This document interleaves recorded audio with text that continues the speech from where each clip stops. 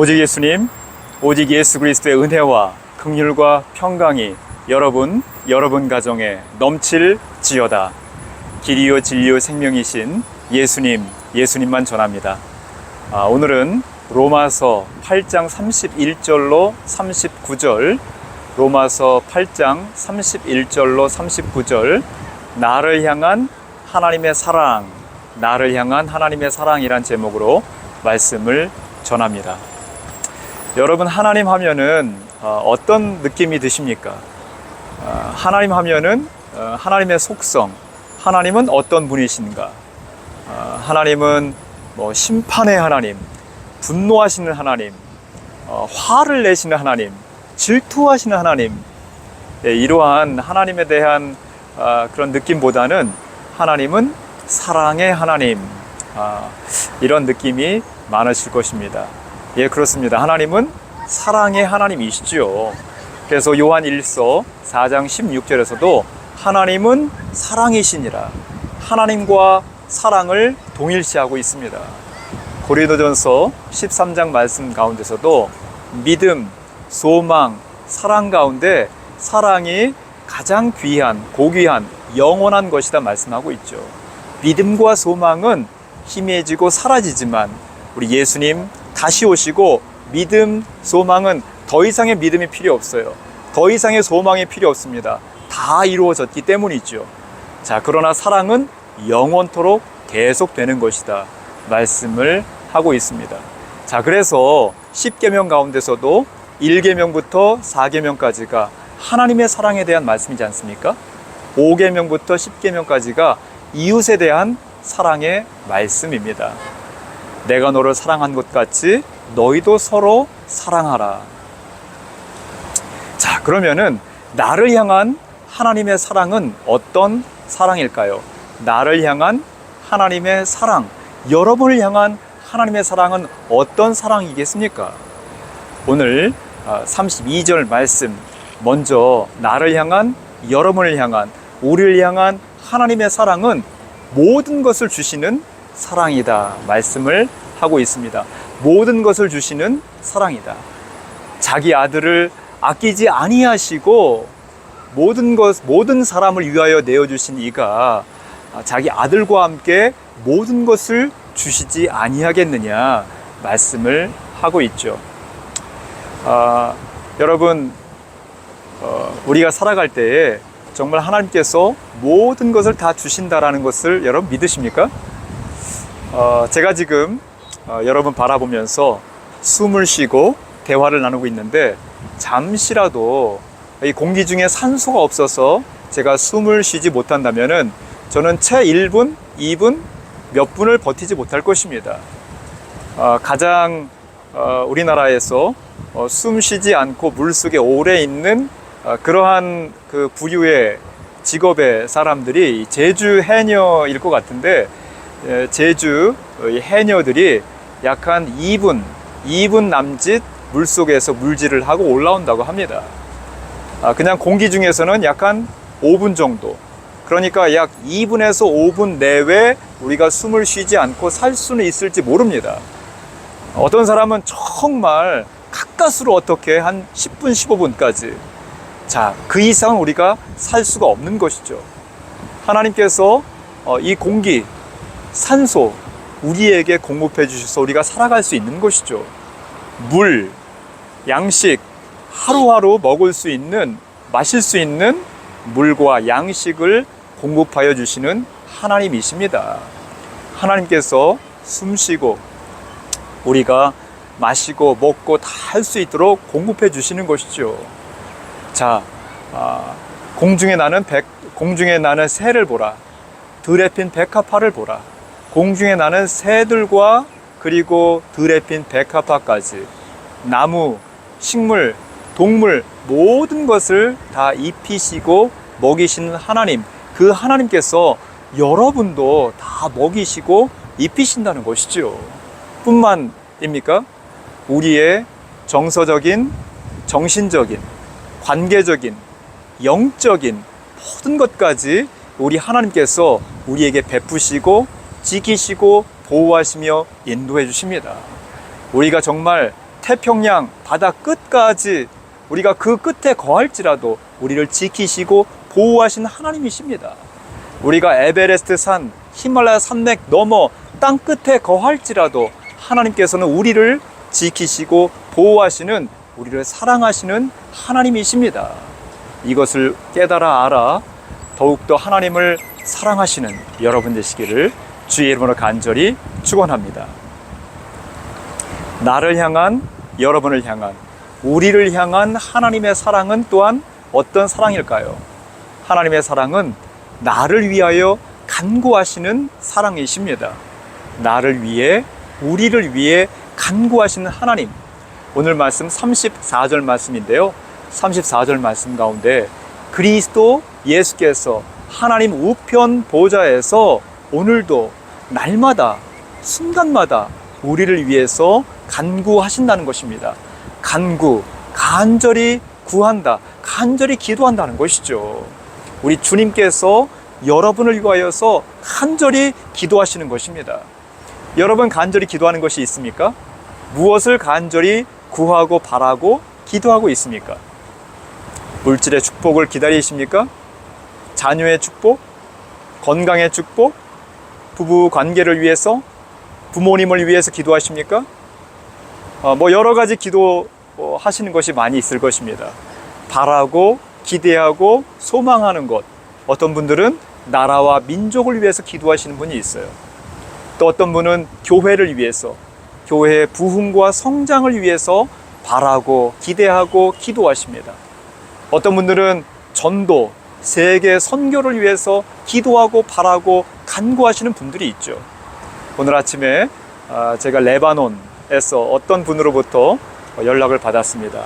이분은 수년간 레바논에서 레바논 사람들, 특별히 시리아 난민들을 위해서 선교하시는 분이신데 이들과 함께 살면서 봉사하고 섬기고 있습니다. 최근에 레바논에 있는 헤즈볼라 그리고 이스라엘과의 전쟁이 점점 심해지고 있어요. 그러는 가운데에 잠깐 옆에 튀르키예 지역에 한 달 정도 머물다가 기도하는 가운데에 너무 마음이 아프다는 거예요. 이 헤즈볼라 이스라엘 전쟁 때문에 내가 잠깐 피난 오긴 했지만은 그러나 내가 섬기던 지역에 있는 그 사람들은 지금도 위험 가운데에 두렵고 떨면서 무서워하고 있을 텐데 그러면서 다시 들어갔다는 거예요. 다시 들어가셔서 죽어도 그들과 함께 죽고 살아도 그들과 함께 살겠다. 피난 나오더라도 그들과 함께 피난 나오겠다 하면서 다시 들어가셨다는 것입니다. 그래서 그들을 위해 간구하고 또 위에서 봉사하고 섬기고 있습니다. 또 어떤 분은 세계 선교를 위해서 기도하는 가운데에 아프리카 55개국 각 나라마다 정말 전 아프리카 지역에 빵 공장을 만들어야 되겠다. 이런 하나님의 음성을 들었다는 것입니다. 유명한 가수 김장훈 씨인데요. 지난 20여 년간 이분이 연예계 활동을 하면서 200억 원 넘게 이렇게 기부, 그래서 기부천사로 유명하신 분인데 아프리카에 이제 25억 원을 기부하여서 빵 공장을, 요즘에 이분이 왜 뉴스에도 잘 안 나올까 보니까 아프리카 선교 사역을 하고 계시더라고요. 그래서 기도하며 간절히 구하는 가운데 아프리카 어려운 그 사람들을 위해서 빵 공장을 차리고 그리고 각 나라마다 이 빵을 나누어 준다. 그래서 육신의 양식, 영혼의 양식을 나누어 줘야 되겠다. 이러면서 가셨다는 거예요. 자, 여러분이 간절히 구하는 것이 있을 것입니다. 여러분 개인을 위한 것이든 또한 여러분 가정을 위한 것, 교회를 위한 것, 나라와 민족을 위한 것, 또 전도와 세계 선교를 위한 것, 많은 기도의 제목을 놓고 기도할 것입니다. 여러분이 기도하는 것 이상으로 우리 주님께서는 하늘 우편 보좌에서 여러분을 향해 또 여러분의 기도 제목과 함께 기도하신다는 것입니다. 심지어 여러분이 기도할 시간을 잊어서 기도하지 못할 때에도 또 여러분이 연약해서 또는 방황해서 여러분이 주님과의 관계가 혹시 소원해지고 약해졌을 때라도 우리 주님께서는 여러분을 향해서, 여러분을 위해서, 또 여러분의 기도 제목을 놓고 간구하신다는 것입니다. 히브리서 7장 25절 말씀에서도 말씀하고 있죠. 그들을 위해서 살아계신 하나님께서 기도하신다. 언제? 항상 기도하신다는 것입니다.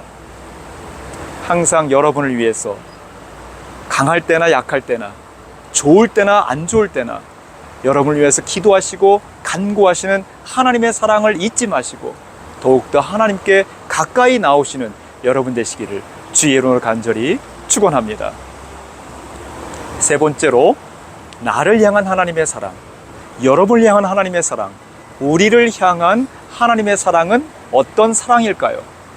세 번째, 그것은 나를 향한 끊임없는 사랑이라는 것입니다.